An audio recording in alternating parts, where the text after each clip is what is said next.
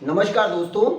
आज की जो मेरी कहानी है वो जिला राज्य है उत्तर प्रदेश का जो जिला है वो है नोएडा।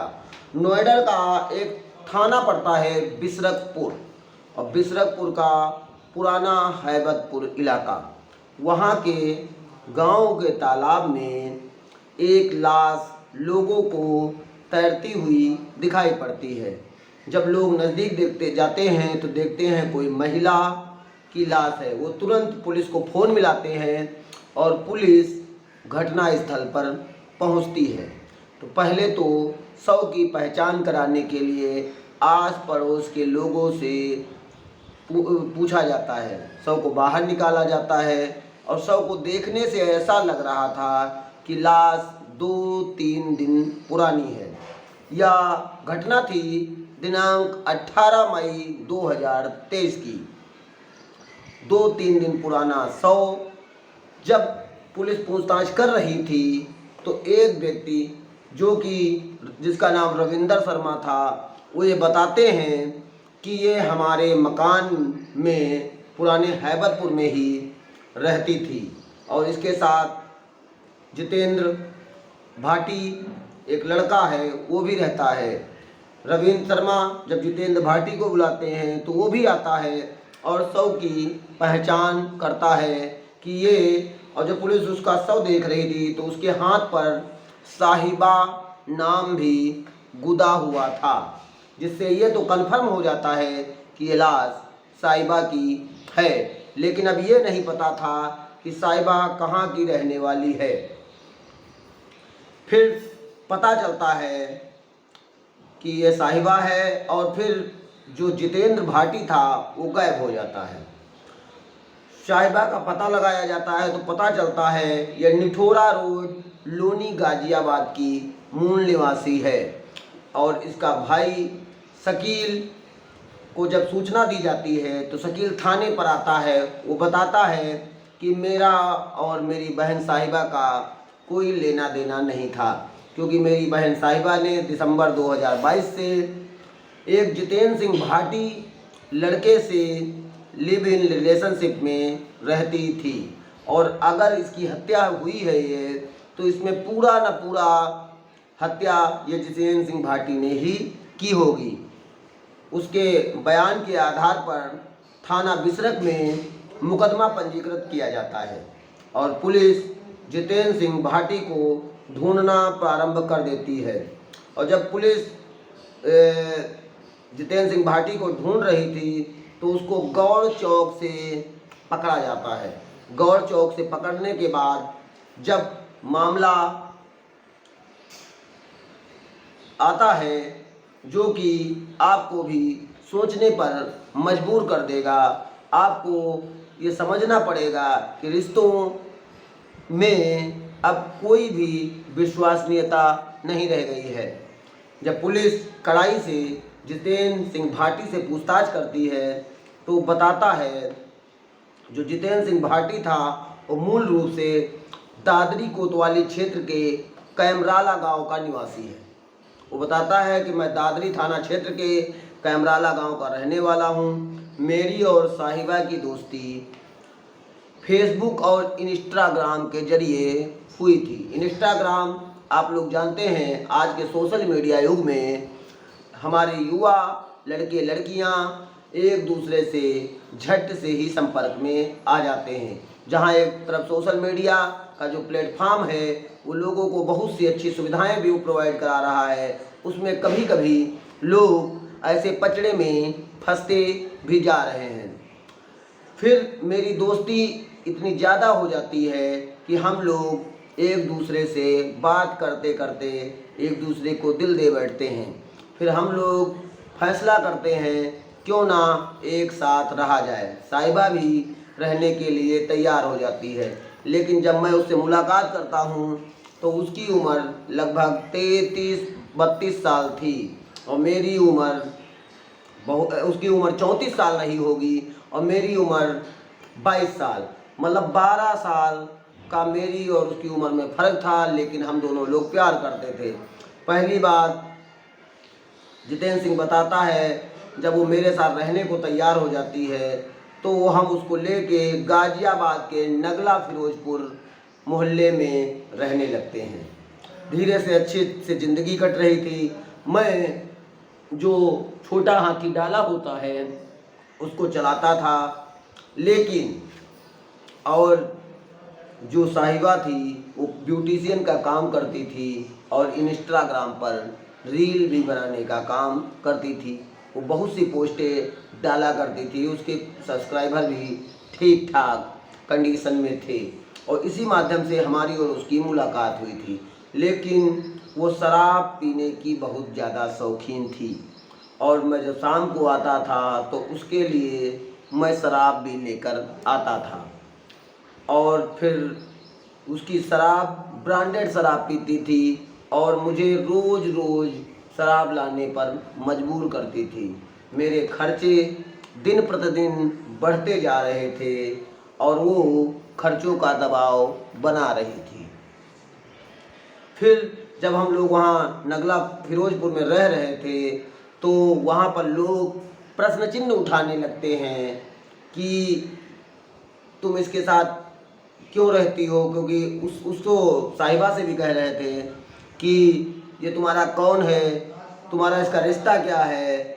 फिर ऐसे में हम दोनों लोगों ने फैसला किया कि सिंदूर लगा लो जिसमें लोग जान जाएं कि हम लोग पति पत्नी हैं और पति पत्नी के रूप में ही एक साथ रह रहे हैं। इसलिए मैंने नगला फिरोजपुर से पुराना हैबतपुर में अपना कमरा चेंज कर दिया। श्री रविंद्र कुमार शर्मा जी के यहाँ से मैंने रहना प्रारंभ किया।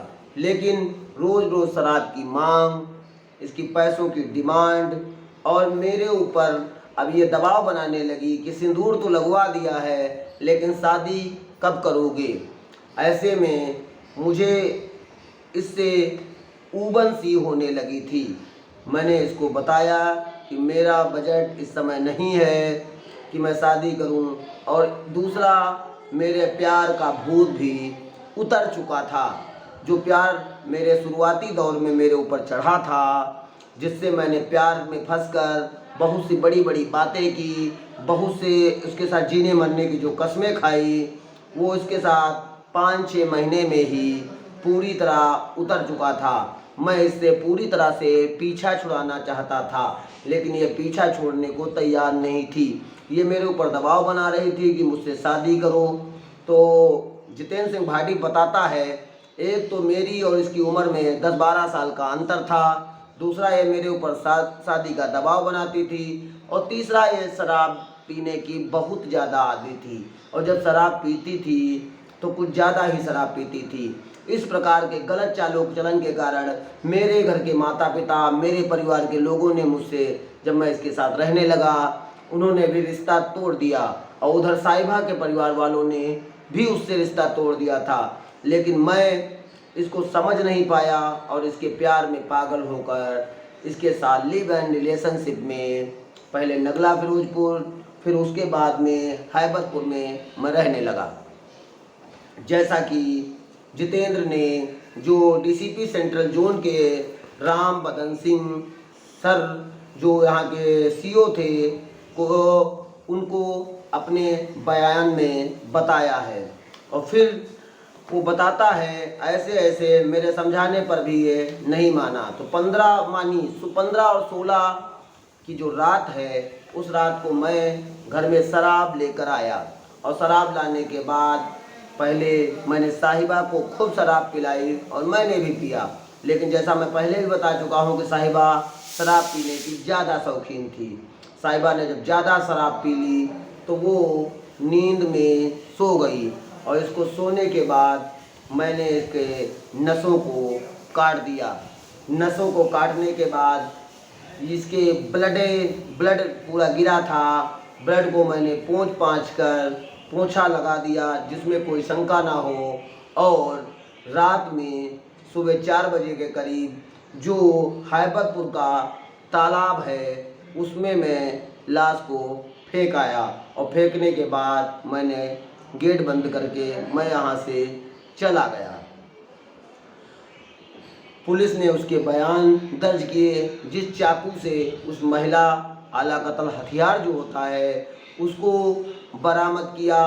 कपड़ा कत्ल करते समय उन कपड़ों की बरामदगी की गई और वहाँ के फिंगरप्रिंट एक्सपर्ट के द्वारा ब्लड के सैंपल्स लिए गए और मोबाइल की लोकेशन साक्ष्यों के आधार पर और जितेंद्र सिंह भाटी के बयान पर इसको भारतीय दंड संहिता की धाराओं के अंतर्गत मुकदमा पंजीकृत करते हुए जेल भेज दिया गया।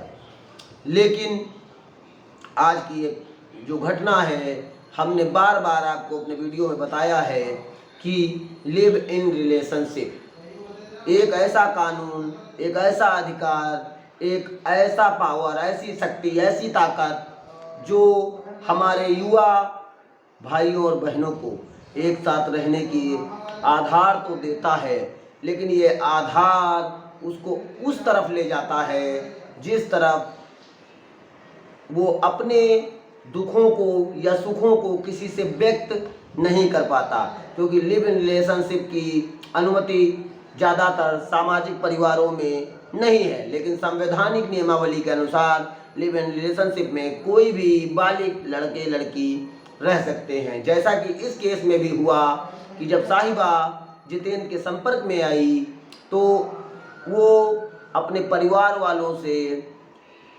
हटकर जितेंद्र के साथ गाजियाबाद में ही रहने लगी और वो उसके ऊपर शादी का दबाव बना रही थी, लेकिन वो शादी नहीं कर रहा था। और जैसा कि लिव इन रिलेशनशिप में आपको देखने को मिलेगा, लड़के लड़की ये तय करते हैं कि पहले एक कॉन्ट्रैक्ट बेस की तरह हम लोग 5-6 महीने एक साथ रहेंगे, एक दूसरे को समझेंगे, एक दूसरे की आदतें जानेंगे, एक दूसरों की भावनाओं को समझेंगे, व्यवहार समझेंगे, तरीके समझेंगे, तब हम अपनी आगे की लाइफ, आगे का जीवन वैवाहिक कर पाएंगे।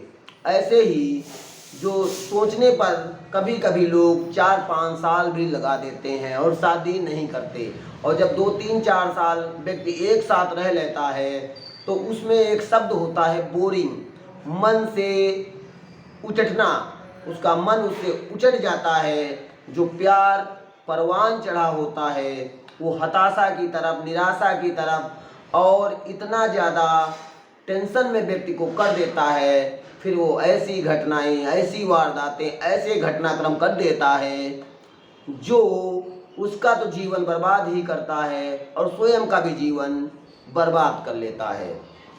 तो ऐसे केसेस आज के समाज में आपको बहुत से सुनने को मिलेंगे, जिसमें आप पाएंगे कि लड़के और लड़की परिवार की अनुमति के बिना एक साथ रह रहे थे और जिसमें लड़के द्वारा उसका कत्ल कर दिया, क्योंकि उसमें सामाजिक रिश्तों की कोई ना बाउंडेशन होती है, न किसी का कोई दबाव होता है, सभी व्यक्ति स्वतंत्र होते हैं।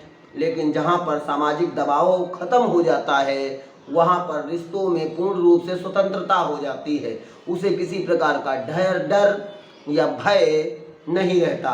जैसा कि इस केस में हुआ, वो पीछा छुड़ाने के लिए, जो उसने बयान में स्वयं कहा, उसका मन उब गया था, वो उम्र में उससे बड़ी थी, उसकी हरकतें ऐसी थी जिन हरकतों से तंग आकर उसने उसको मारने का फैसला ले लिया और अंत में उसकी नसें काट कर मार भी डाला और मार डालने के बाद उसके शव को जाकर तालाब में फेंक देता है।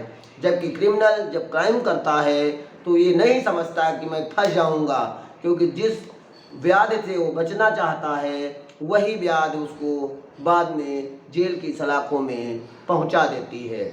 आज की ये घटना हमारे युवा भाई बहनों के लिए बहुत सोचने वाली घटना है कि अपने माता पिता की आज्ञा के अनुसार अगर कोई भी आप ऐसा कदम उठाते हैं तो आपको कहीं ना कहीं कभी पछताना ना पड़ जाए। ऐसी घटनाओं से आप सुरक्षित रहें, जागरूक रहें और दूसरों को भी जागरूक करते रहें। और प्लीज़ मेरे चैनल को लाइक करें, कमेंट करें, शेयर करें और सब्सक्राइब करें। धन्यवाद।